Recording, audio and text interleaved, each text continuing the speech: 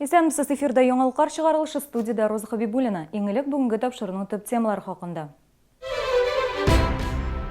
Балалар лагерларын зур тикшерү көтә. Бигрәк тә сулыклар янында урнашканнары игътибар үзәгендә булачак.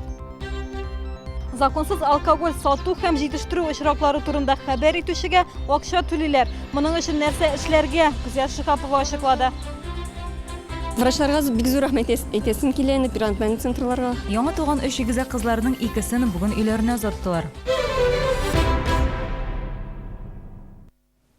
Чаллы һәм Тукай районы лагерларын зур тикшерү көтә. Җитәкчеләрнең традицион киңәшмәсендә шәһәр мэры Наил Мәхдиев шундый күрсәтмә бирде. Эшлекле дүшәмбе сишәмбегә күчерелгән иде. Планнан тыш тикшерүләр Карелиядә балалар ял лагерында булган фаҗигадан соң уздырыла. Исегезгә төшерәм, шторм кисәтүенә дә карамастан, балалар өчен күлдә йөзү оештырыла. Нәтиҗәдә 14 яшь үсмер батып үлде. Чаллыда быел 7 шәһәр яны лагере эшли. Махсус комиссия аларның барысын да тикшерәчәк. Срок вам 2 дня. Моның өчен 2 көн вакыт бирелә. Пәнҗешәмбе көнне ничәләр турында хәбәр итәргә тиешсез. Беркемгә дә ташламалар булмаячак.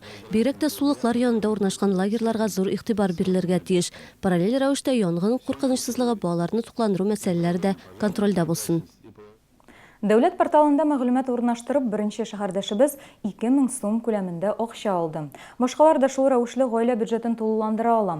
Моның өчен дәүләт хезмәтләре порталында законсыз алкоголь сату, җитештерү очраклары турында хәбәр итәргә кирәк, әмма һәр хәбәр иткән кешегә дә акча бирелми. Моның өчен нәрсә эшләргә кирәк? Алкоголь инспекциясына әлеге хәбәрләрне алудан нинди файда? Хәбәрчебез ачыклады.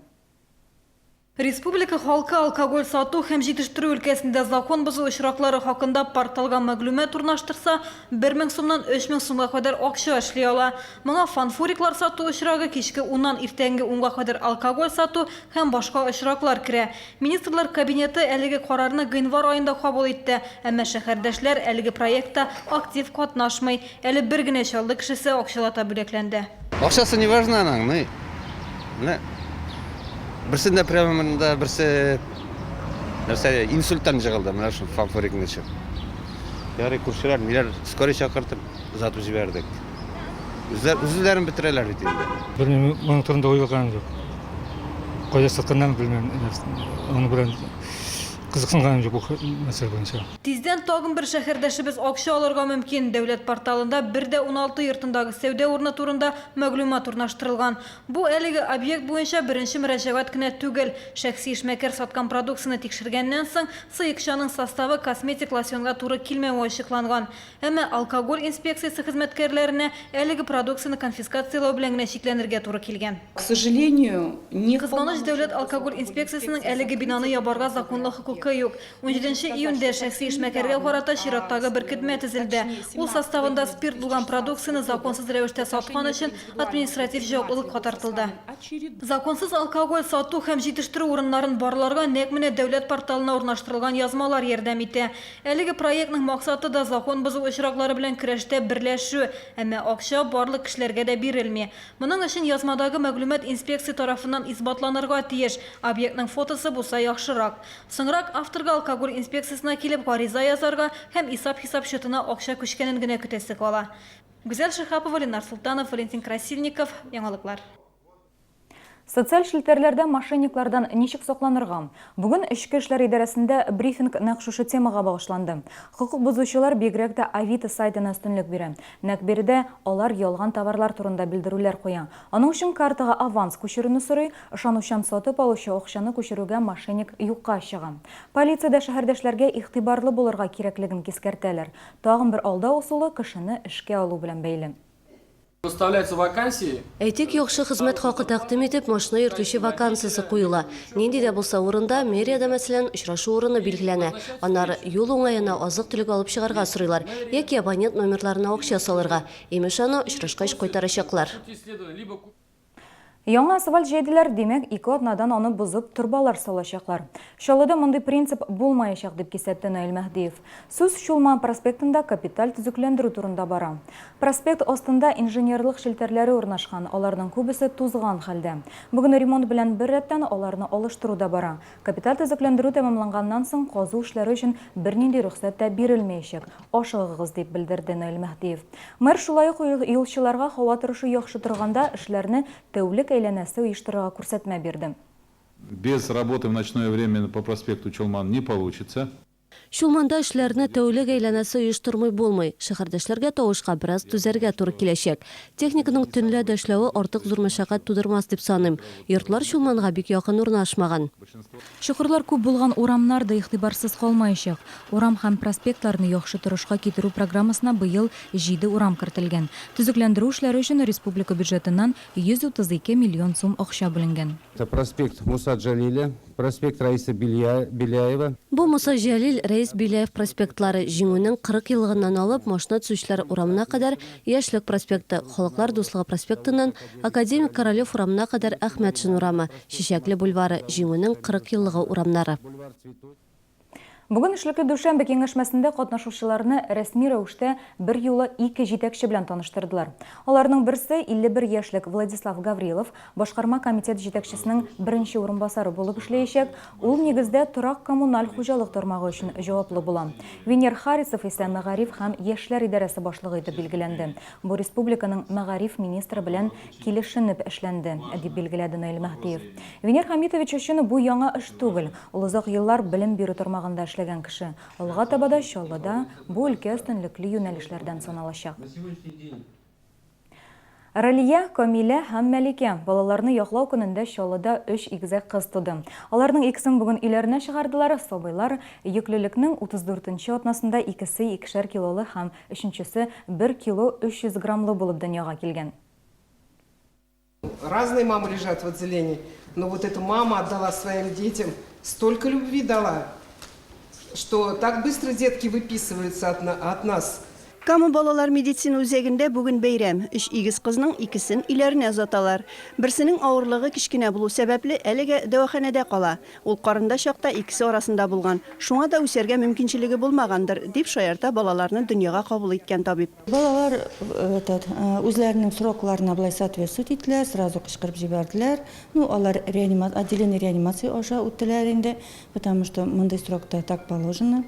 Анисе тоже достаточно все стабильно было.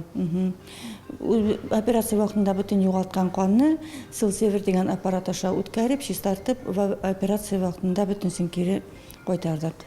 Камбетовларның бу беренче көтеп алган сабыйлары. Балалар Кесеров кисеме белән тудырылган. Әниләре Резидәгә 27 яшь, әтиләре Айдарга 30. Бик җиңел кичердем бу беременностьне. Шундый җиңеллек белән генә инде. Әле йөрсәләр тән йөрерим әзрәк. Врачларга бик зур рәхмәт әйтәсем килә инде перинаталь центрларга. Иң беренчесе Ралия, средненькая Камиля и самый кичкенәсе Камиля. Малика, вернее. Мин эшлим, әни, бабай, әби бар. Аллаһка шөкер, бөтенесе ярдәм итәләр. Табибларга бик зур рәхмәт. И минем хатын Резидәгә инде. Молодец ул.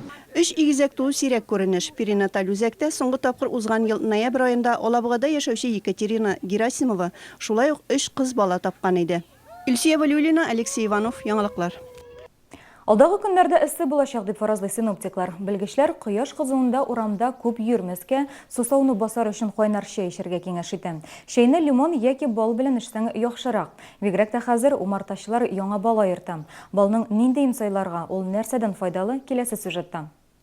Пигановлар умарталыкларыннан килгән бал Чаллыда танылып өлгерде инде. Бу елда Башкортстан, Адыгея республикаларыннан 30 төрледән артык бал алып килгәннәр. Организмны тәүлек буена җитәрлек витаминнар белән тәэмин итәр өчен бер кашык бал җитә. Акация белая очень хорошая. Это у того, у кого... Ак акация балы бик файдалы. Шикәр авыруы белән интегүчләргә дәвалану өчен яхшы.